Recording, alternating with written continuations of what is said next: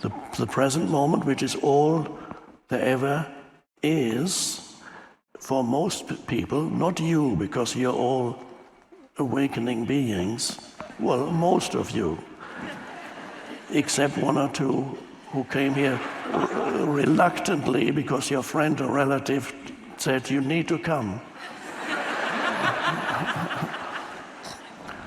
We don't know whether you're ready or not for this. Maybe you are. Maybe you go, wow. Or maybe you go, I can't stand this anymore. He's talking nonsense. Mumbo jumbo. A little anecdote before I carry on. When The Power of Now came out, after a year or so, more and more people were communicating, mostly through letters. At the time, I don't know if the internet existed, but people didn't use it very much. Letters came from all parts and walks of life, Aaron mentioned earlier in the introduction, and people responded to it. There were old people, some younger people, not younger people, gradually, they came also, they gradually grew. There were people from Buddhist monks, I got some letters from Buddhist monks, I got Christians, some Christian nuns, prisons, people, now we work more and more with people in prison, people who were close to death, all come later and say, wow, this was so wonderful.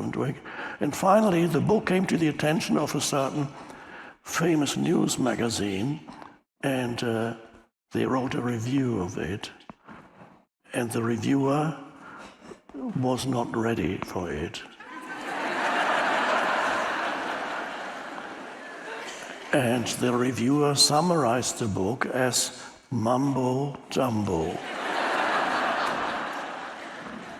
Now, not surprisingly, the name of the magazine was Time.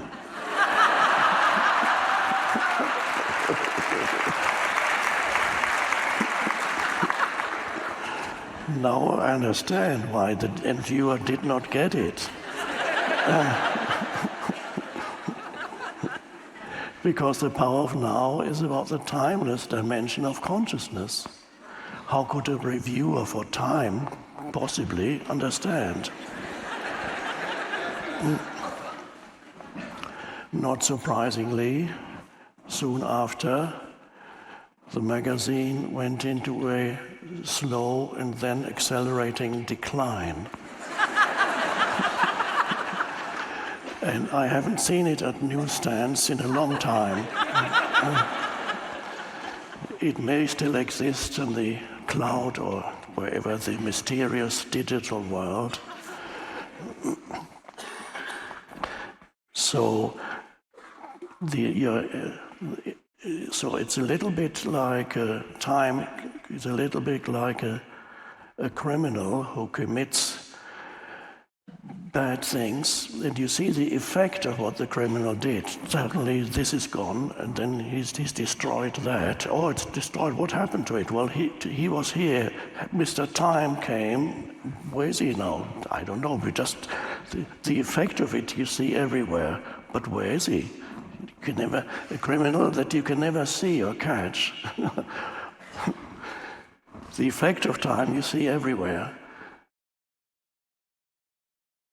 So there's only the present moment in your immediate experience. That's a very important realization, because that takes you the awareness of that fact, not just intellectual recognition that this is actually so, but to sense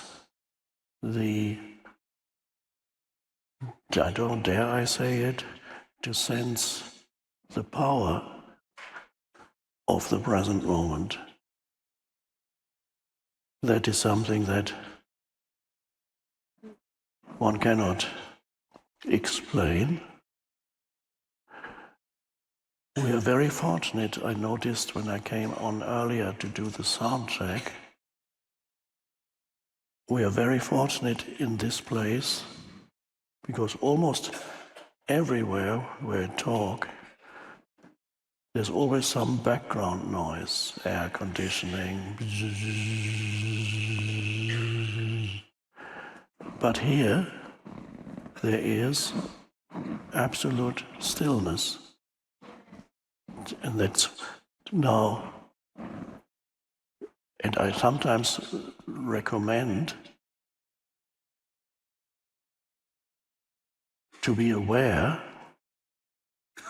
of stillness. And that also, that awareness is inseparable from the present moment. So, to just, this is the, I sometimes call it the portal into the spiritual dimension, the transcendent dimension, the timeless dimension, the deeper dimension to who you are, to who or what you are, the depth within you that is transcendent, the deep I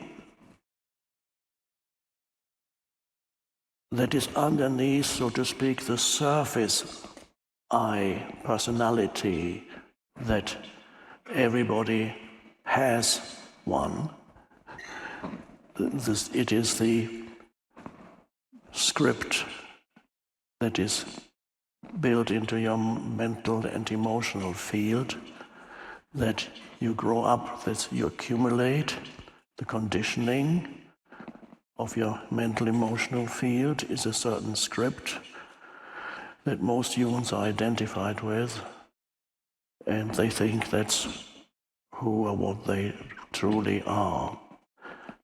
And the script is the conditioned mind, all the automatic thinking, the involuntary, compulsive thinking, a lot of it, large percentage, not only completely unnecessary, but destructive and toxic and problem-making, not problem-solving.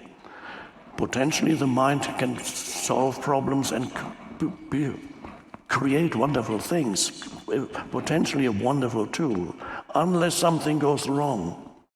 And something has gone wrong with the human mind. There's still wonderful aspects are still there, but increasingly there seems to be some craziness, and it seems to be growing. There are time periods when it increases and time periods when it decreases on a collective level. But there's the human mind that most people are completely identified with, this entity, the me, my person. I observe people, how they carry the burden of their own personality, how they carry a heavy burden of themselves. Their self is a burden, and so it makes them say things, do things, react to situations, all because they've been conditioned to say, do, and react in that way since childhood, perhaps past lifetimes too, but we don't even need to go there. There's enough trouble in your present life. So there's a conditioned entity which has certain mind structures and personality forms. It's like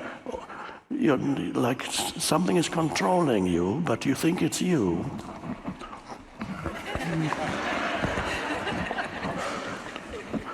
And it's like a stream of... And if you're not talking out loud, it's going on in here, silence in here, a lot of noise. The voice in the head is talking. And when you observe people, there's a total absence. When you look at them, they're not there at all, because all their consciousness is being absorbed by mental noise.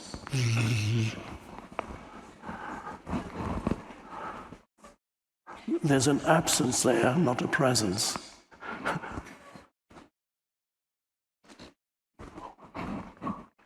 It's not, some people talk to themselves in the street. You've probably seen they talk. Well, they have a conversation with themselves, and usually it's angry. A lot of the time it's angry. And many other people have the same thing going on in their heads, they're just not out aloud. And so humans are identified with this the conditioned mind.